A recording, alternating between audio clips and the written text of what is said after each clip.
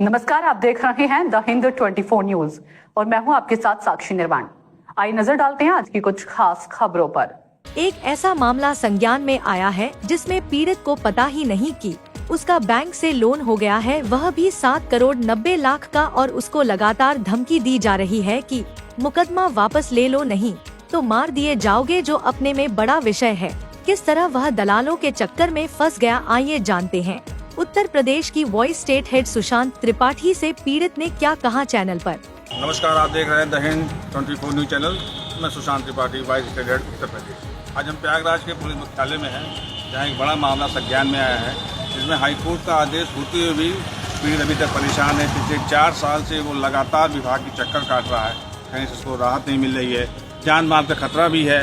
उसके नाम से 7 करोड़ 90 लाख का कर्जा भी हो गया बैंक से, जिसमें उस पीड़ित को पता ही नहीं कि ये लोन कैसे हुआ। आई जानते हैं उसी पीड़ित से, उसी के बारे में, उसी जुबानी बताइए। बताइए क्या हैं आप? नमस्कार सर, मेरा नाम विनय राज है। मैं का नाम सिंगर राम लाल खातून सिंगर का रहने वाला हूँ, और मेरी एक छोटी सी ज़मीन है धनुआ में, नैनी अरेल थाना में, और उसको मैं रिसर्च से अक्विजिट कराने के लिए गया था। डायरेक्ट दलाल कराने करछना तहसील में गया था। वहाँ एक मेरी मुलाकात दलाल से हुई, दलाल तहसील रणविजय सिंह से।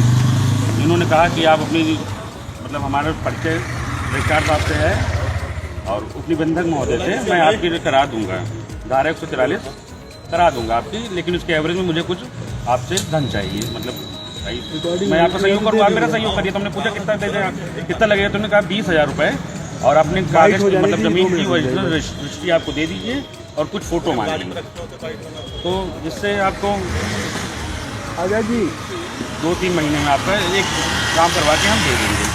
हमने पैसा भी दे दिया, अपनी ज़मीन की रजिस्ट्री भी दे दी, लेकिन वो उन्होंने 6 महीने में भी काम नहीं करवाया, मेरा धारा 143 नहीं कराया। तो फिर हम उनके पास कई बार आए गए, तो उन्होंने हमसे कहा कि भैया ऐसा है, हम करा देंगे, तो समझ लीजिए। फिर उन्होंने 6 महीने बाद मतलब करा दिया मेरी रजिस्ट्री का, धारा 143 करा दिया, लेकिन हमको ओरिजिनल मूल प्रति मुझे नहीं दी, और कहा कि रखी है, मिल जाएगी, परेशान ना हो, तुम्हारा हो गया है काम, मिल जाए। कभी घर में रखी, कभी गाड़ी में रखी है, तो कहते हुए हमको 5-6 महीना और टहलाए वो।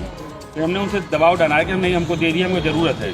तो वो वहीं गए करछना तहसील से, उसकी डुप्लीकेट कॉपी निकलवा के दे दी, और हमसे कहें कि ये आपका ओरिजिनल की तरह काम करेगा, और जैसे मिलती है आपकी रजिस्ट्री वापस कर देंगे। हम नहीं पाए, पूछे लोग 2-4 लोगों से कहा कि कोई दिक्कत नहीं, काम करेगा, आपको दिक्कत नहीं, तो हम भी निश्चिंत हो गए। बाद में मुझे सन 2022 में मार्च के समय पता चला कि बैंक से मेरे पास नोटिस आई कि आप 7 करोड़ 90 लाख रुपए के कर्जदार हैं, और आइए आप अपना लोन जमा करिए, नहीं तो आपकी ज़मीन जब्त कर ली जाएगी। तो मैं डरा समय भागा, बैंक के पास आया, वहाँ से बैंक के अधिकारियों से मिला, तो उन्होंने कहा कि ये आपका ब्रांच का है, चंदलों के पास जो है, वहाँ उस ब्रांच का है, इलाहाबाद बैंक का, जो अब हो गया है इंडियन बैंक, वहाँ जाइए आप। वहाँ पे मैं गया, मैं निश्चिंत राजन, उतने समय नए मैनेजर आए थे उस ब्रांच के, उनसे मैंने पूछा कि क्या सर ये कैसे हैं? तो उन्होंने कहा कि अभी मैं नया हूँ, मुझे नहीं पता, आप 1 हफ्ते बाद आइए, मैं सारी जानकारी आपको अपने सहयोगी से लेकर देता हूँ। मैं 1 हफ्ते बाद गया, तो उनके पास वो बताते कि हाँ आप आए थे, आपका कोरोना काल में लोन हुआ है, कोरोना काल में आपको वो आप आए थे, आपकी तबीयत खराब थी, आप बैंक के बाहर थे, वहाँ जाके रजिस्ट्रार मतलब साइन करवाया गया आपकी रजिस्ट्री पे, और आपका लोन हुआ। तो मैंने कहा साहब मेरे तो दोनों डोज लगा है कोरोना का, मुझे कोरोना हो ही नहीं सकता। मैंने उनको अपना आधार भी दिखाया, लिंक है इसमें, कोरोना मुझे हुआ नहीं, तो मैं कोरोना का लोन कहाँ से हो गया?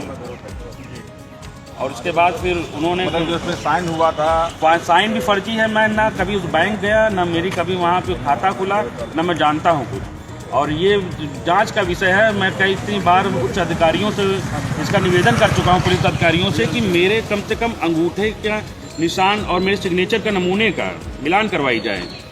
अधीक्षक महोदय ने, कुलहरी जी ने इसका आदेश भी किया था, जो आज 3 साल गुजर गए हैं, आज तक न जांच हो पाई अंगूठे की, और न तो मेरे सिग्नेचर की जांच हो पाई।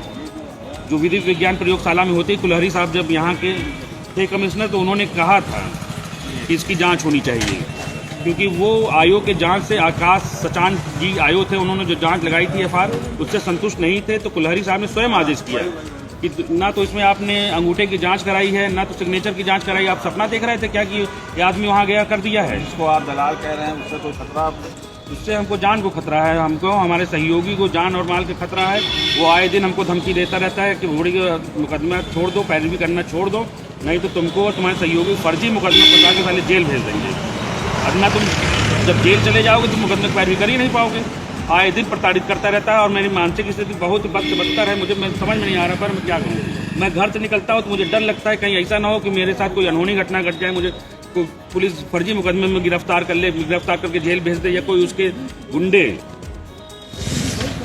वो बहुत रणविजय सिंह के खिलाफ इस इलाहाबाद में कई थानों में मुकदमा दर्ज है और इलाहाबाद के अलावा बाहरी जिलों में भी है और प्रदेशों में भी उसके खिलाफ मुकदमा है। पुलिस प्रशासन के उसका क्या चाहते हैं?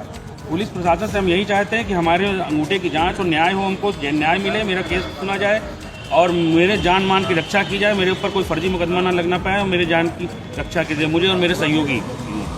कह सकते हैं जिस तरह रणविजय सिंह नाम का जो दलाल है जो तहसील में घूम रहा है और ऐसे लोगों को पकड़ रहा है जिनका उससे कोई दूर दूर वास्ता नहीं है, लोगों को झांसे में लेकर उनका काम करा रहा है, फर्जी कागज दे रहा है और पैसा प्राप्त होने के बाद उन लोगों को डरा धमका रहा है। यहाँ तक कि आप कह सकते हैं खच्चर तहसील में दलालों का पूरा ग्रुप चल रहा है जो अपने बड़ा विषय है। मैं Sushant Tripathi, the Hind 24 news channel Prayagraj से, क्या नाम है, धन्यवाद। देखते रहिए द हिंद 24 न्यूज।